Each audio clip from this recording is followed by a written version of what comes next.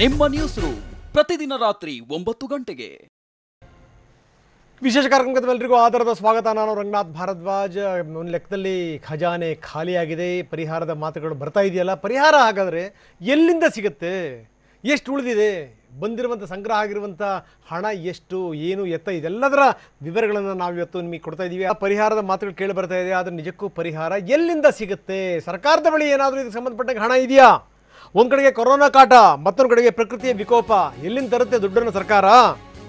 ರಾಜ್ಯದಲ್ಲಿ ಪ್ರವಾಹದಿಂದಾಗಿ ಜನ ಮನೆ ಮಠ ಕಳ್ಕೊಳ್ತಾ ಇದ್ದಾರೆ, ಅವರ ಕಣ್ಣಲ್ಲಿ ನೀರು ಬರ್ತಿಲ್ಲ, ರಕ್ತ ಬರ್ತಾ ಇದೆ ಅಂತ ಒಂದು ಸ್ಥಿತಿ. ಇನ್ನೊಂದು ಕಡೆಗೆ ಪರಿಹಾರದ ಮಾತುಗಳು ಕೂಡ ಕೇಳಿ ಬರ್ತಾ ಇದೆ. ಹಾಗಾದರೆ ಪರಿಹಾರ ಎಲ್ಲಿಂದ ಸಿಗುತ್ತೆ? ಕಳೆದ ಬಾರಿ ಆಗಿರುವಂಥ ಘೋಷಣೆ ಮಾಡಿರುವಂಥ ಪರಿಹಾರವನ್ನೇ ಕೊಟ್ಟಿಲ್ಲ. ಇನ್ನು ಈ ಬಾರಿ ಪರಿಹಾರ ಬಹಳ ದೂರದ ಮಾತು. ಹಾಗಾದರೆ ಪ್ರವಾಹದಿಂದ ಮನೆ ಕಳ್ಕೊಂಡಂಥವರಿಗೆ ಸಿಗುತ್ತಾ ಪರಿಹಾರ? ಈ ಪ್ರಶ್ನೆಯನ್ನು ಎತ್ಕೊಂಡು ನಾವಿವತ್ತು ಚರ್ಚೆ ಮಾಡ್ತಾ ಇದ್ದೀವಿ. ನೆರೆ ಪರಿಹಾರ ನೀಡುವಷ್ಟು ಸರ್ಕಾರದ ಖಜಾನೆ ಭದ್ರವಾಗಿದೆಯಾ? ಬೊಕ್ಕಸದಲ್ಲಿ ಎಷ್ಟು ಹಣ ಇದೆ, ಯಾವ್ಯಾವುದಕ್ಕಾಗತ್ತೆ?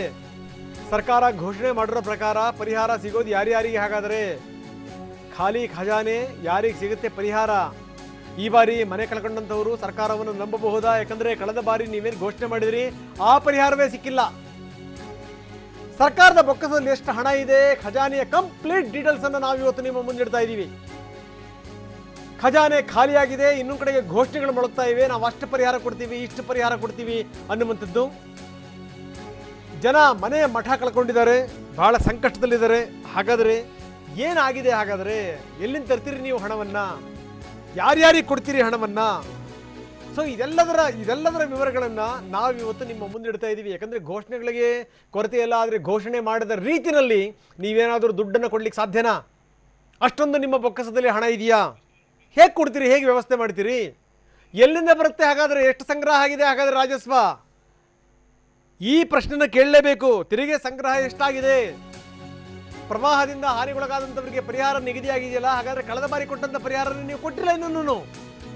ಹೋಗ್ಲಿ, ಈಗ ಇಷ್ಟೊಂದು ಪರಿಹಾರ ಲೆಕ್ಕ ಹೇಳ್ತಾ ಇದ್ದೀರಿ. 75% ಭಾಗ ಮನೆ ಹಾನಿಗೆ 5 ಲಕ್ಷ ಪರಿಹಾರ ಅಂತ ಹೇಳಿದ್ದೀರಿ. 25% 75% ಭಾಗ ಮನೆ ಕಳ್ಕೊಂಡಂಥವರಿಗೆ ನೀವು ಹೇಳ್ತಾ ಇದ್ದೀರಿ ನಾವು ದುಡ್ಡು ಕೊಡ್ತಾ ಇದ್ದೀವಿ, ಹೊಸದಾಗಿ ಮನೆ ನಿರ್ಮಾಣ ಮಾಡಲಿಕ್ಕೆ 5 ಲಕ್ಷ ರೂಪಾಯಿ ಪರಿಹಾರ ಕೊಡ್ತೀವಿ ಅನ್ನುವಂಥ ಮಾತನ್ನು ಹೇಳ್ತಾ ಇದ್ದೀರಿ. ಗ್ರೇಟ್. ಹಾಗಾದರೆ ಎಲ್ಲಿಂದ ತರ್ತೀರಿ ಈ ಹಣವನ್ನ? ಸಂಪೂರ್ಣ ಮನೆ ದುರಸ್ತಿ ಮಾಡಲಿಕ್ಕೆ 3 ಲಕ್ಷ ರೂಪಾಯಿ ಪರಿಹಾರ ಕೊಡ್ತೀರಿ. ಮನೆ ಕಳ್ಕೊಂಡಿರುವಂಥವ್ರಿಗೆ 5 ಲಕ್ಷ, ದುರಸ್ತಿ ಮಾಡುವಂಥವ್ರಿಗೆ 3 ಲಕ್ಷ, ಭಾಗಶಃ ಮನೆಯ ಹಾನಿಗೊಳಗಾದರೆ 50,000 ರೂಪಾಯಿ. ಇನ್ನು ಬಟ್ಟೆ ಬರೆ ಕಳ್ಕೊಂಡಿರುವಂಥವರಿಗೆ 10,000 ರೂಪಾಯಿ. ಆಯ್ತು, ಘೋಷಣೆ ಚೆನ್ನಾಗಿದೆ. SDRF ದರಕ್ಕಿಂತ 3 ಪಟ್ಟು ಹೆಚ್ಚಳ ಮಾಡಿ ಸರ್ಕಾರ ಆದೇಶವನ್ನು ಹೊರಡಿಸಿದೆ. ಒಳ್ಳೆ ಪ್ರಯತ್ನ, ಒಳ್ಳೆ ಘೋಷಣೆ. ಆದರೆ ಹಣ ಎಲ್ಲಿದೆ? ನೆರೆ ಸಂತ್ರಸ್ತರ ಕುಟುಂಬದ ಬ್ಯಾಂಕ್ ಖಾತೆಗೆ ಹಣ ವರ್ಗಾವಣೆ ಮಾಡ್ತೀವಿ ಅನ್ನುವಂಥ ಮಾತನ್ನು ಕೂಡ ಸರ್ಕಾರ ಹೇಳಿದೆ. ಗ್ರೇಟ್. ಹಾಗಾದರೆ ಯಾಕಂದರೆ ಪ್ರವಾಹದಿಂದ ಹಾನಿಗೊಳಗಾದಂಥವರಿಗೆ ನೀವು ಹಣವನ್ನು ಹಾಕ್ತೀರಿ, ಅವರವರ ಅಕೌಂಟಿಗೆ ಹಣ ಹೋಗುತ್ತೆ ಅನ್ನುವಂಥ ಮಾತಿದೆ. ಬಹಳ ಒಳ್ಳೆಯ ಪ್ರಯತ್ನ.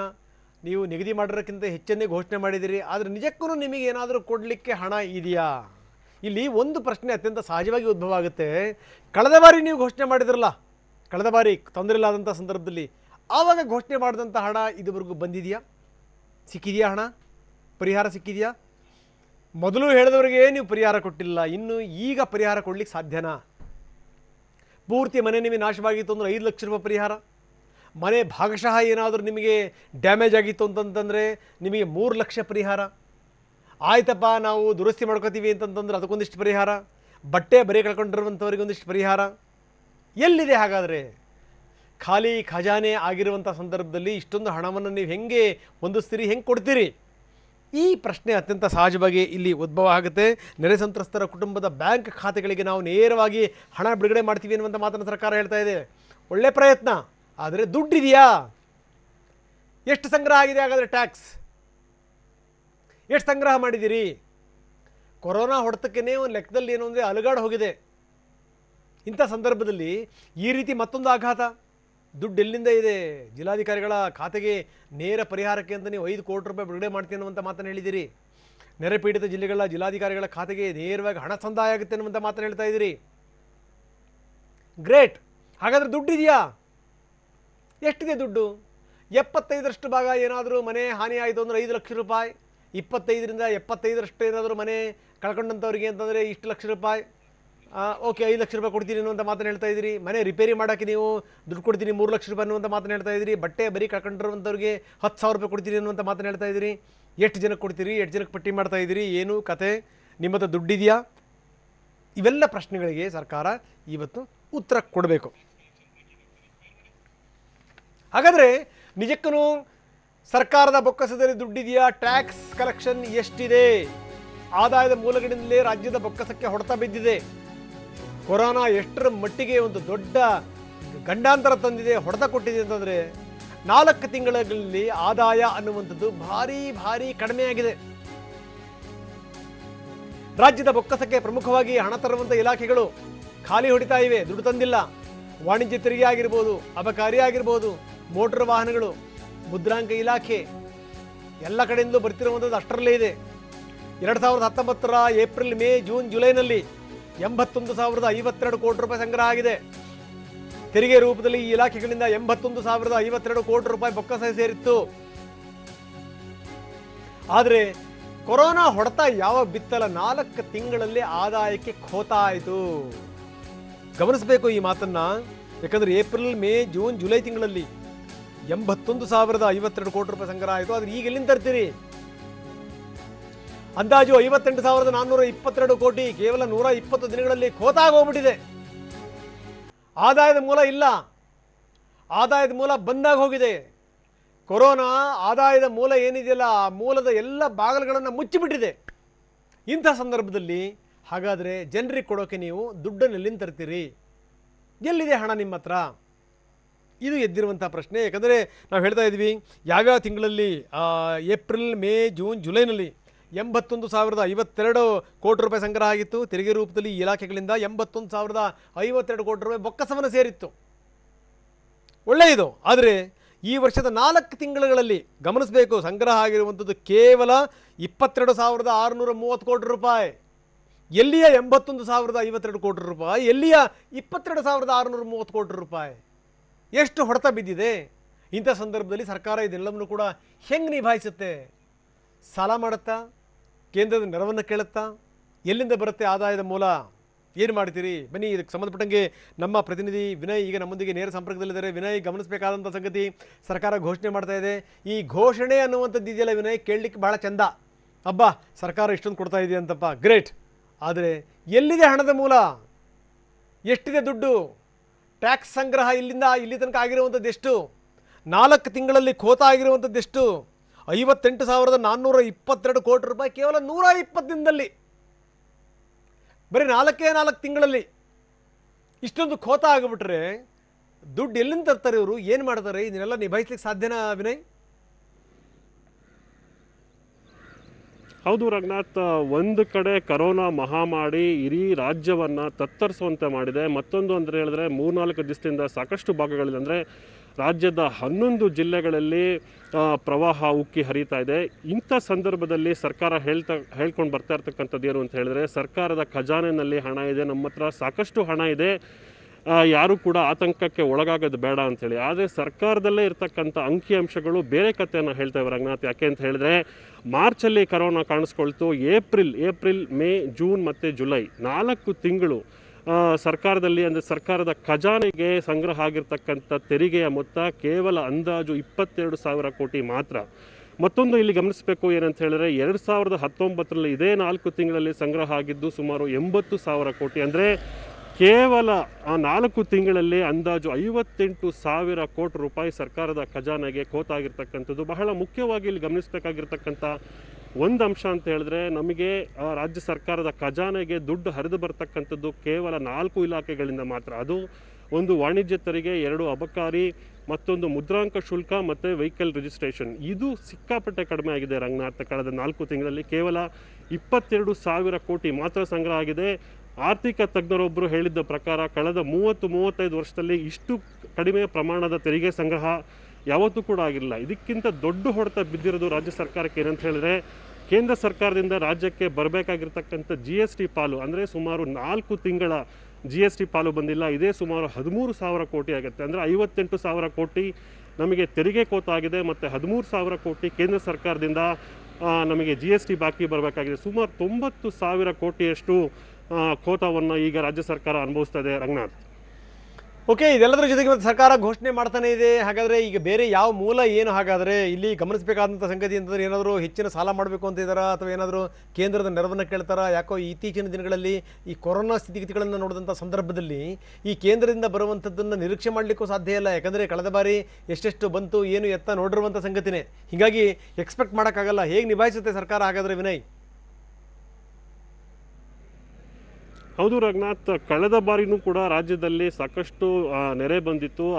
ಆ ಸಂದರ್ಭದಲ್ಲೂ ಸಹ 22 ಜಿಲ್ಲೆಗಳಲ್ಲಿ ನೆರೆ ಕಾಣಿಸ್ಕೊಂಡಿತ್ತು. ಕೇವಲ ಬೆಳೆ ಪರಿಹಾರಕ್ಕೆ ರಾಜ್ಯ ಸರ್ಕಾರ ಘೋಷಣೆ ಮಾಡಿದ್ದು ಸುಮಾರು 1,185 ಕೋಟಿ ರೂಪಾಯಿಗಳ ಬೆಳೆ ಪರಿಹಾರವನ್ನು ರಾಜ್ಯ ಸರ್ಕಾರ ಘೋಷಣೆ ಮಾಡಿತ್ತು. ಮಾತ್ರ ಅಲ್ಲ, ಮನೆಗಳು ಏನು ಬಿದ್ದಿತ್ತು, ಭಾಗಶಃ ಮನೆಗಳು ಬಿದ್ದಿತ್ತು, ಮನೆಗಳು ಕುಸಿದಿತ್ತು. ಇದರ ನಿರ್ಮಾಣಕ್ಕೆ ಸಹ ರಾಜ್ಯ ಸರ್ಕಾರ ಸುಮಾರು 150 ಕೋಟಿ ರೂಪಾಯಿಗಳನ್ನ ಕಳೆದ ವರ್ಷ ಘೋಷಣೆ ಮಾಡಿತ್ತು. ಇಲ್ಲಿ ತನಕ ಅದು ಕೇವಲ 60% ಮಾತ್ರ ಹಣ ಕೊಟ್ಟಿದ್ದಾರೆ. ಅಂದರೆ ಕಳೆದ ಬಾರಿ ತೆರಿಗೆ ಸಂಗ್ರಹ ಸಹ ಚೆನ್ನಾಗಿತ್ತು. ಆ ಸಂದರ್ಭದಲ್ಲೂ ಕೂಡ ಕೇವಲ 60% ಅಷ್ಟು ಮಾತ್ರ ಪರಿಹಾರವನ್ನು ಕೊಡೋಕ್ಕೆ ಸರ್ಕಾರಕ್ಕೆ ಸಾಧ್ಯ ಆಯಿತು. ಆದರೆ ಈಗ ಸರ್ಕಾರಕ್ಕೆ ಇರ್ತಕ್ಕಂಥ ದೊಡ್ಡ ಸವಾಲು ಅಂತ ಹೇಳಿದ್ರೆ, ರಾಜ್ಯದ 11 ಜಿಲ್ಲೆಗಳಲ್ಲಿ ಈಗ ನೆರೆ ಇದೆ. ನೆರೆಗೆ ಸಂಬಂಧಪಟ್ಟ ಹಾಗೆ ಯಾವ ರೀತಿಯ ಪರಿಹಾರಗಳನ್ನ ಘೋಷಣೆ ಮಾಡ್ತಾರೆ ಅಂತ ಹೇಳಿ ಸದ್ಯಕ್ಕೆ ಇವಾಗಲೇ 55 ಕೋಟಿ ರೂಪಾಯಿಗಳನ್ನ ಈಗ ಪ್ರತಿ ಜಿಲ್ಲೆಗೆ 5 ಕೋಟಿ ರೂಪಾಯಿ ಅಂತ ನಾವು DC ಅಕೌಂಟ್ಗಳಿಗೆ ಹಾಕ್ತೀನಿ ಅಂತ ಹೇಳಿ ಸರ್ಕಾರ ಹೇಳಿರ್ತಕ್ಕಂಥದ್ದು. ಆದರೆ ಒಂದು ಅಂದಾಜಿನ ಪ್ರಕಾರ ಈಗಾಗಲೇ ಸುಮಾರು 1,700 ಕೋಟಿಯಷ್ಟು ನಷ್ಟ ಆಗಿರ್ತಕ್ಕಂಥದ್ದು. ಇದನ್ನ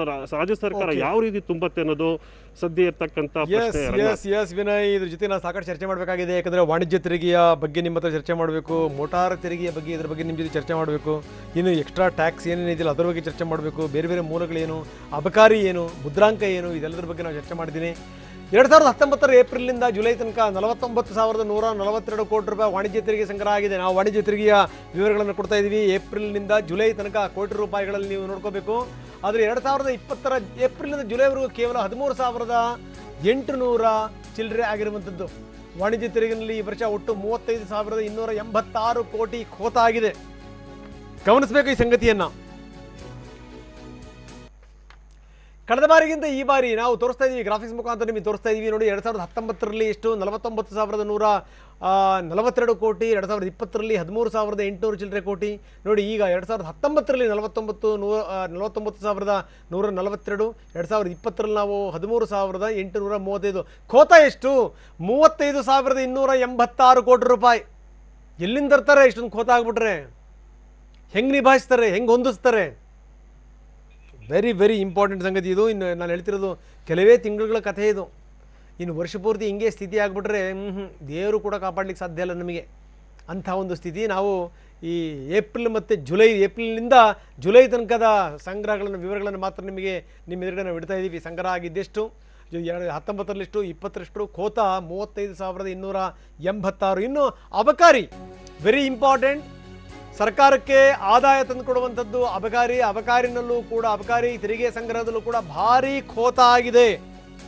2019 ಏಪ್ರಿಲ್ನಿಂದ ಜುಲೈ ತನಕ 17,865 ಕೋಟಿ ರೂಪಾಯಿ ಅಬಕಾರಿ ತೆರಿಗೆ ಸಂಗ್ರಹ. ಆದರೆ 2020 ಏಪ್ರಿಲ್ನಿಂದ ಜುಲೈವರೆಗೂ ಕೇವಲ 5,865 ಕೋಟಿ ರೂಪಾಯಿ ಸಂಗ್ರಹ ಆಗಿದೆ. ಎಲ್ಲಿಯ 5,865 ಕೋಟಿ ರೂಪಾಯಿ, ಎಲ್ಲಿಯ 17,865 ಕೋಟಿ ರೂಪಾಯಿ? ಅಂದರೆ ಅಬಕಾರಿ ತೆರಿಗೆನಲ್ಲಿ ಈ ವರ್ಷ ಒಟ್ಟು 12,000 ಕೋಟಿ ರೂಪಾಯಿ ನಷ್ಟ ಆಗಿದೆ.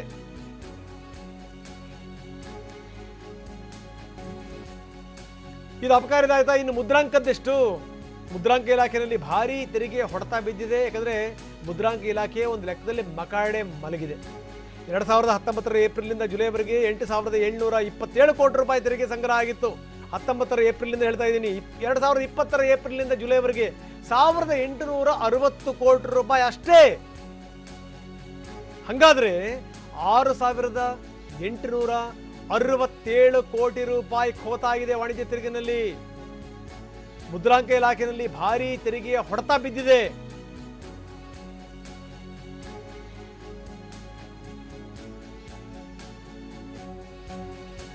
ಇನ್ನು ಮೋಟಾರ್ ಟ್ಯಾಕ್ಸ್, ಅದ್ರ ಬಗ್ಗೆ ನಾವು ಹೇಳಲೇಬೇಕು ಎಷ್ಟರ ಮಟ್ಟಿಗೆ. ಯಾಕಂದ್ರೆ ಈ ವೆಹಿಕಲ್ಗಳ ಸ್ಥಿತಿಗತಿಗಳು ಎಲ್ಲಿಗೆ ತನಕ ಬಂದಿದೆ ಗೊತ್ತಿರುವಂಥ ಸಂಗತಿ. ಇರೋದನ್ನು ಖಾಲಿ ಮಾಡೋಕ್ಕಾಗ್ತಾ ಇಲ್ಲ ಅಂತ ಒಂದು ಸ್ಥಿತಿ ಇದೆ. ಕಳೆದ ಬಾರಿಗಿಂತ ಈ ಬಾರಿ ಮೋಟಾರ್ ವಾಹನ ತೆರಿಗೆ ಸಂಗ್ರಹ ಖೋತ ಆಗಿದೆ. 19 ಏಪ್ರಿಲಿಂದ ಜುಲೈ ತನಕ 4878 ಕೋಟಿ ತೆರಿಗೆ ಮಾತ್ರ ಸಂಗ್ರಹ ಆಗಿತ್ತು. ಆದರೆ 2020 ಏಪ್ರಿಲಿಂದ ಜುಲೈವರೆಗೂ ಕೇವಲ 931 ಕೋಟಿ ರೂಪಾಯಿ, ಅಂದರೆ 3947 ಕೋಟಿ ರೂಪಾಯಿ ಖೋತಾಗಿದೆ. ಕಳೆದ ಬಾರಿಗಿಂತ ಈ ಬಾರಿ ಮೋಟಾರು ವಾಹನ ತೆರಿಗೆ ಸಂಗ್ರಹ ಭಾರಿ ಕುಸಿತ ಕಂಡಿರುವಂಥದ್ದು, ಖೋತ ಆಗಿರುವಂಥದ್ದು 3947 ಕೋಟಿ 3947 ಕ್ರೋರ್ಸ್ ಖೋತ ಆಗಿರೋದು. ಇನ್ನು ಇತರ ಮೂಲಗಳಿಂದಲೂ ಕೂಡ ಬರುತ್ತೆ. ಆದರೆ ಇತರ ಮೂಲಗಳ ಸಂಗ್ರಹ ಎಷ್ಟಿತ್ತು? 2019 ಏಪ್ರಿಲ್ನಿಂದ ಜುಲೈವರೆಗೆ 440 ಕೋಟಿ ಸಂಗ್ರಹ ಆಗಿತ್ತು. ಆದರೆ 2020 ಏಪ್ರಿಲ್ನಿಂದ ಜುಲೈವರೆಗೆ ಕೇವಲ 139 ಕೋಟಿ ರೂಪಾಯಿ, ಬರೋಬ್ಬರಿ 301 ಕ್ರೋರ್ಸ್ 301 ಕೋಟಿ ಖೋತ ಆಗಿದೆ. ಇಡೀ ವ್ಯವಸ್ಥೆಗೆ ಒಂದು ಲೆಕ್ಕದಲ್ಲಿ ಗ್ರಹಣ ಕೌದು ಬಿಟ್ಟಿದೆ. ಒಟ್ಟು ಖೋತ 301 ಕೋಟಿ ರೂಪಾಯಿ.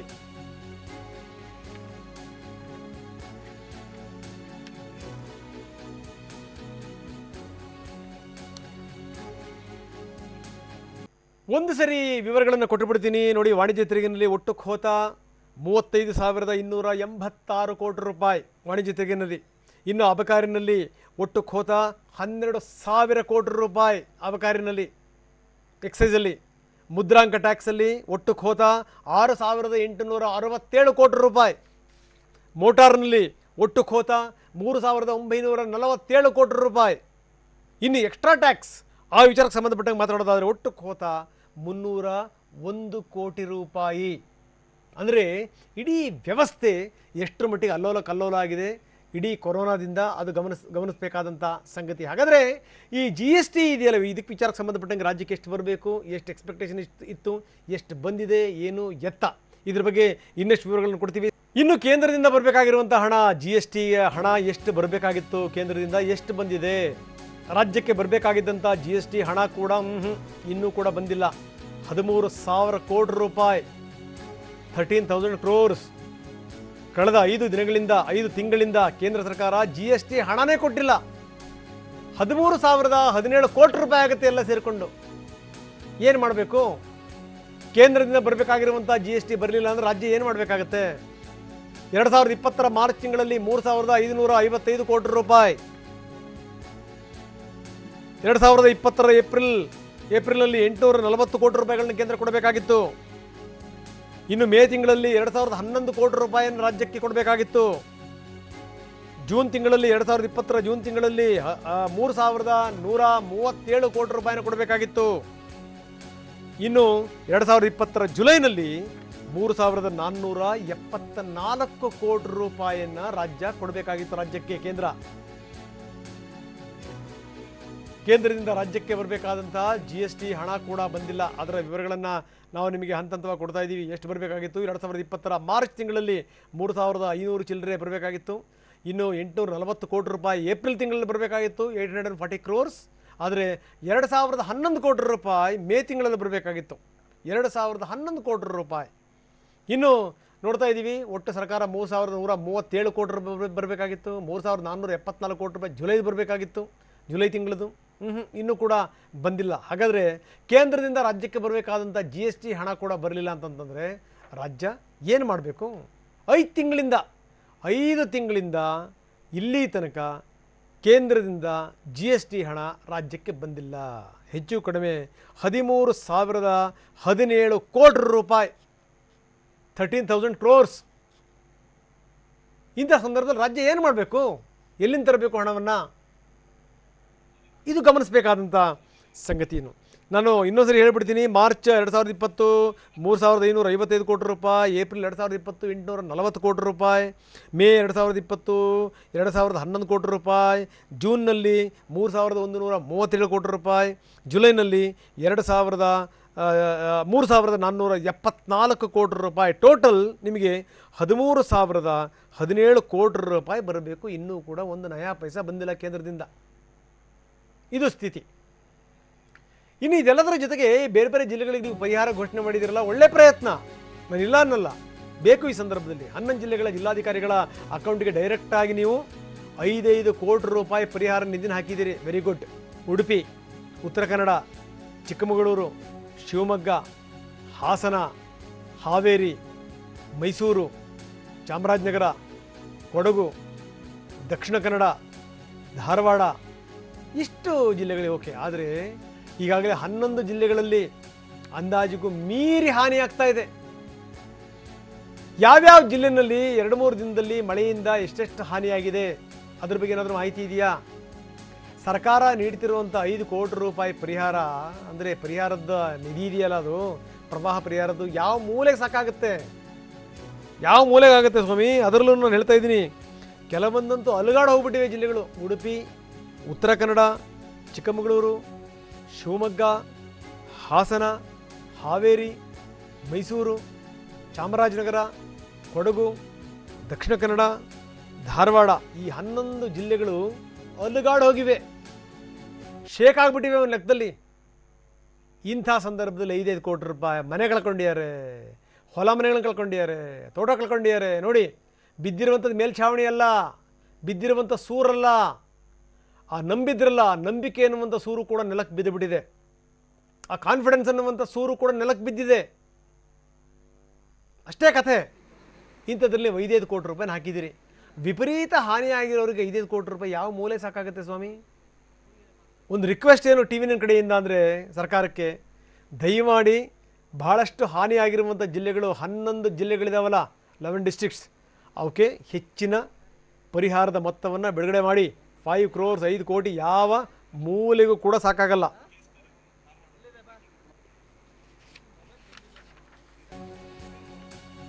ಇನ್ನು ನಾವು ನೋಡ್ತಾ ಇದ್ದೀವಿ, ಧಾರವಾಡದಲ್ಲಿ ಜಲಾಘಾತಕ್ಕೆ ಕೋಟಿ ಕೋಟಿ ನಷ್ಟ ಆಗಿದೆ. ಸರ್ಕಾರದ 5 ಕೋಟಿ ರೂಪಾಯಿ ಸಾಕಾಗತ್ತಾ?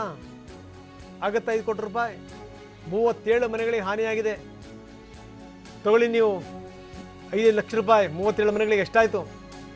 4,000 ಹೆಕ್ಟೇರ್ ಪ್ರದೇಶದಲ್ಲಿ ಬೆಳೆ ನಾಶ ಆಗಿದೆ. ಎಷ್ಟು ಕೊಡ್ತೀರಿ ಸ್ವಾಮಿ? ನವಲಗುಂದ ತಾಲೂಕಿನಲ್ಲಿ ವಿಪರೀತ ಪ್ರಮಾಣದಲ್ಲಿ ನಷ್ಟ ಸಂಭವಿಸಿದೆ, ದೊಡ್ಡ ಪ್ರಮಾಣದಲ್ಲಿ. ಆಗುತ್ತಾ ಹಣ? 100 ಕೋಟಿ ರೂಪಾಯಿ ಧಾರವಾಡದಲ್ಲಿ ನಷ್ಟ ಆಗಿದೆ. ನೀವು 5 ಕೋಟಿ ರೂಪಾಯಿ ಕೊಡ್ತಾ ಇದ್ದೀರಿ. 100 ಕೋಟಿಯಲ್ಲಿ 5 ಕೋಟಿಯಲ್ಲಿ ಸಾಕಾಗತ್ತ ಪರಿಹಾರ?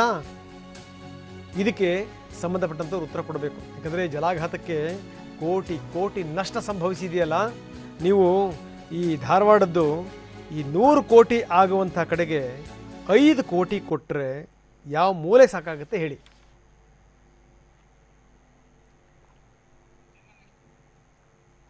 ಹೀಗೆ ನಾವು ಒಂದಿಷ್ಟು ವಿವರಗಳನ್ನು ನಾವು ಕೊಡ್ತಾ ಹೋಗ್ತೀವಿ. ಧಾರವಾಡದ್ದಾಯಿತು, ಧಾರವಾಡದಲ್ಲಿ 100 ಕೋಟಿ ನಷ್ಟ ಆಗಿದೆ, ಸರ್ಕಾರ 5 ಕೋಟಿ ಕೊಟ್ಟಿದೆ. ಇನ್ನು ಮೈಸೂರಿನ ಸ್ಥಿತಿಗತಿಗಳೇನು ಅದನ್ನು ನಾವು ನಿಮ್ಮ ಎದುರುಗಡೆ ಇಡ್ತಾ ಇದ್ದೀವಿ. ಮೈಸೂರಿನ ಹಣೆ ಬರವು ಹಾಗೇನೇ. ಮೈಸೂರಿನಲ್ಲಿ ಎಲ್ಲ ಮೈಸೂರಿಗೂ ಸಿಕ್ಕಿದೆ, ಎಲ್ಲ ಜಿಲ್ಲೆಗಳಿಗೆ ಸಿಕ್ಕಂಗೆ ಮೈಸೂರಿಗೂ ಸಿಕ್ಕಿದೆ 5 ಕೋಟಿ ರೂಪಾಯಿ. ಆದರೆ ಯಾರಿಗೆ ಸಾಕಾಗುತ್ತೆ 5 ಕೋಟಿ? 3 ದಿನಗಳಲ್ಲಿ ದೊಡ್ಡ ಪ್ರಮಾಣದ ಹಾನಿ ಸಂಭವಿಸಿದೆ, ನಷ್ಟ ಸಂಭವಿಸಿದೆ. ಯಾವುದಕ್ಕೆ ಸಾಲುತ್ತೆ 5 ಕೋಟಿ? ಒಟ್ಟು 88 ಮನೆಗಳಿಗೆ ಹಾನಿಯಾಗಿದೆ. 88 ಮನೆ ಹಾಕೊಳ್ರಪ್ಪ. 88 ಇಂಟು 5 lakhs ಅರ್ಥ ಮಾಡ್ಕೊಳ್ಳಿ. ಅಂದಾಜು 80 ಎಕರೆ, ಬಹುಶಃ ನನಗನ್ಸುತ್ತೆ 80 ಹೆಕ್ಟೇರ್ ಇರಬೇಕನ್ನೋದಂತ ಅನ್ಸುತ್ತೆ. ನೋಡಿ, ಅಷ್ಟು ಬೆಳೆ ನಾಶ ಆಗಿದೆ. ಈ ಬಗ್ಗೆ ಸ್ವತಃ ಜಿಲ್ಲಾಧಿಕಾರಿಗಳ ಶಂಕರ್ ಅವರೇ ಮಾಹಿತಿ ಕೊಟ್ಟಿದ್ದಾರೆ, ಅಭಿರಾಮ್ ಶಂಕರ್ ಅವರು. ಇಷ್ಟೊಂದು ಹಾನಿಯಾಗಿರುವಂಥ ಸಂದರ್ಭದಲ್ಲಿ ನೀವು ಕೊಡುವಂಥ 5 ಕೋಟಿ ಎಲ್ಲಾಗುತ್ತದು? ಇನ್ನು ಚಿಕ್ಕಮಗಳೂರು ಕೂಡ ಇದರಿಂದ ಹೊರತಾಗಿನೂ ಅಲ್ಲ. ಚಿಕ್ಕಮಗಳೂರಿನಲ್ಲೂ ಕೂಡ ಭಾರೀ ನಷ್ಟ ಸಂಭವಿಸಿದೆ, ಕೋಟಿ ಕೋಟಿ ನಷ್ಟ. ಇಲ್ಲಿ 5 ಕೋಟಿ ರೂಪಾಯಿ ಬಂದಿದೆ. ಆಯಿತು, ಆಗುತ್ತಾ? ಮೂಡಿಗೆರೆ ತಾಲೂಕಿನಲ್ಲಿ ಎಷ್ಟು ಹಾನಿಯಾಗಿದೆ ಗೊತ್ತಿದೆ, ಕೊಪ್ಪದಲ್ಲಿ ಎಷ್ಟು ಹಾನಿಯಾಗಿದೆ ಗೊತ್ತಿದೆ, ಶೃಂಗೇರಿನಲ್ಲಿ ಏನಾಗಿದೆ ಗೊತ್ತಿದೆ. ಒಂದು ವಾರಕ್ಕೆ ಇಡೀ ಜನಜೀವನ ಅಸ್ತವ್ಯಸ್ತಗೊಂಡಿದೆ. ಸಾವಿರಾರು ಹೆಕ್ಟೇರ್ ಪ್ರದೇಶದಲ್ಲಿ ಬೆಳೆ ನಾಶ ಆಗಿದೆ. ಸರ್ಕಾರದಿಂದ 5 ಕೋಟಿ ರೂಪಾಯಿ ಸಿಕ್ಕಿದೆ. 120ಕ್ಕೂ ಹೆಚ್ಚು ಮನೆಗಳು ಹಾನಿ ಒಳಗಾಗಿವೆ. ತಿಳ್ಕೊಳ್ಳಿ, 120 ಇಂಟು 5 ತಿಳ್ಕೊಳ್ಳಿ ಏನಾಗುತ್ತೆ ಅಂತ. 550ಕ್ಕೂ ಹೆಚ್ಚು ವಿದ್ಯುತ್ ಕಂಬಗಳು ನೆಲಕ್ಕೆ ಉರುಳಿವೆ. 5 ಕೋಟಿ ಯಾವ ದಿಕ್ಕಿಗೆ ಸಾಕಾಗತ್ತೆ?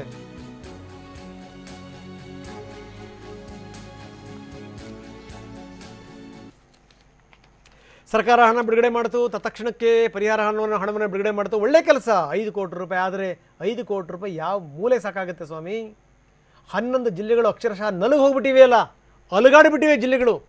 ನೀವು ಕೊಡುವಂಥ 5 ಕೋಟಿ ರೂಪಾಯಿ ಆಗುತ್ತಾ? ಸರ್ಕಾರ ಇದಕ್ಕೆ ಸಂಬಂಧಪಟ್ಟಂಗೆ ತಕ್ಷಣಕ್ಕೆ ಕ್ರಮ ಕೈಗೊಳ್ಳಬೇಕು. ಇಲ್ಲಾಂತಂದರೆ ಪಾಪ ಜನಜೀವನ ಬದುಕಿದೆಯಲ್ಲ, ಅದು ಮೂರಾ ಬಟ್ಟೆ ಆಗೋಗ್ಬಿಡುತ್ತೆ. ಸರ್ಕಾರ ಇದನ್ನು ಅರ್ಥ ಮಾಡ್ಕೊಳ್ಳಿ. TV9 ವರದಿ ಸರ್ಕಾರದ ಕಣ್ಣು ತೆರೆಸಲಿ ಅಂತ ಹೇಳ್ತಾ ನಾನು ಈ ಬುಲೆಟಿನ್ನ ಮುಗಿಸ್ತಾ ಇದ್ದೀನಿ. ನಿರಂತರ ಸುದ್ದಿಗಾಗಿ ನೋಡ್ತಾ ಇರಿ TV9. ಇನ್ಸೈಡ್ ಸುದ್ದಿ ಸೋಮವಾರದಿಂದ ಶನಿವಾರ ಸಂಜೆ 7 ಗಂಟೆಗೆ TV9ನಲ್ಲಿ ಮಾತ್ರ.